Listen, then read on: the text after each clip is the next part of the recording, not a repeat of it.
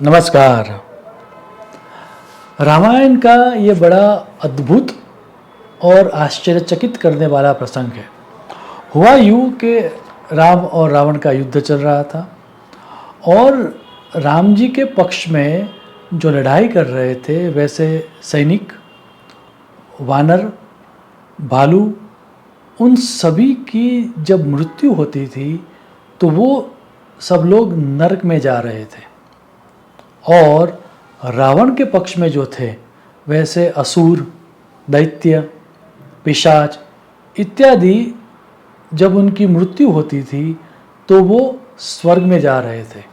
अब ये विरोधाभास देखकर जो धर्मराजा थे वो दौड़ के ईश्वर के पास पहुंचते हैं और ईश्वर को प्रार्थना करके ये कहते हैं कि ये बड़ा ही विचित्र संयोग हो रहा है, ऐसा आज तक मैंने कभी नहीं देखा, तो कृपया मेरा मार्गदर्शन करें। तो भगवान ने कहा कि इसमें आश्चर्यचकित होने वाली बात क्या है, ये होना स्वाभाविक है। आप जरा गौर से देखो, जो राम जी के पक्ष में रहकर युद्ध कर रहे हैं वो सब मृत्यु के अंतिम क्षणों में किसको देखते हैं? वह राक्षस को देखते हैं, वह रावण को देखते हैं। उनके मुंह से क्या निकलता है कि रावण को मार दो, रावण को मार दो, राक्षस को मार दो। तो मृत्यु के क्षण में उनके सामने राक्षस होता है और राक्षसी प्रवृत्ति को ही वह देखते हैं। तो फिर उनका मृत्यु के बाद तत्काल नरक में जाना स्वाभाविक है। हालांकि क्योंकि वह राम जी को हेल्प करने का सदकार्य कर रहे थे, उसका पुण्य भी है, तो कुछ क्षण नरक में जाने के बाद वापस वो लोग स्वर्ग में चले जाएंगे।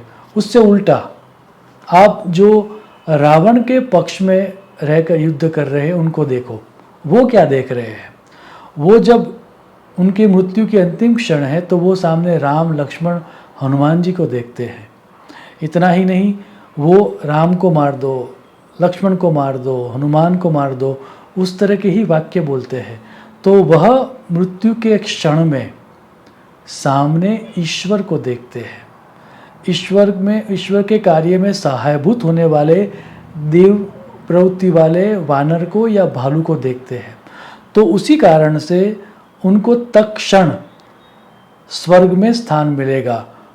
बट क्योंकि वो काम तो आसुरी कर रहे थे, रावण को हेल्प करने का काम कर रहे थे, तो जैसे ही उनका वो पुण्य खत्म हो जाएगा वह वापस नरक में चले जाएंगे। ये घटना बहुत सारे प्रश्नों का जवाब देकर जाती है।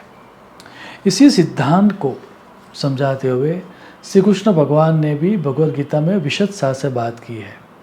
हमारे अंतिम क्षण में जो हमारा भाव होता है वैसी ही गति हमें प्राप्त होती है। श्रीमद् भगवद गीता में श्री कृष्ण भगवान ये कहते हैं, यम यम वापि स्मरन् भावम त्यजति अन्ते कलेवरम तम तमेव एति कौन्तेय सदा तत् भाव भावितः।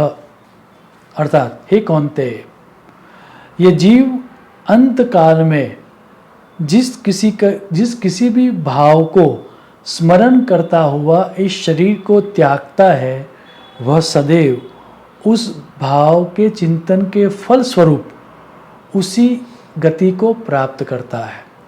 तो उसका अर्थ ये हुआ कि हम चाहे पूरी लाइफ कुछ भी करें वो चलेगा, अंतिम क्षणों में अगर हम ईश्वर का ध्यान करेंगे तो हमें स्वर्ग मिल जाएगा या मोक्ष मिल जाएगा।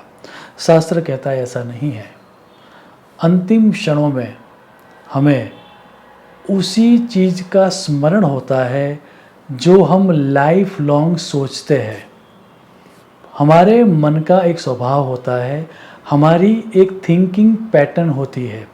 अगर पूरा लाइफ हमने सिर्फ और सिर्फ मनी मनी मनी के बारे में सोचा है तो मृत्यु के समय में भी मनी के ही विचार आएंगे, धन के ही विचार आएंगे। अगर पूरा जीवन हमने विषय का चिंतन किया है, मटेरियलिस्टिक चीज़ों का चिंतन किया है, तो उस क्षण में भी हमें उसी चीज़ के विचार आएंगे, क्योंकि हमारी थिंकिंग पैटर्न के आधार पर हमें थॉट्स आते हैं। सो अगर हमें चाहिए कि मृत्यु के बाद हमें अच्छी गति मिले, तो उसका पूरा आधार मृत्यु के वो अंतिम क्षण है।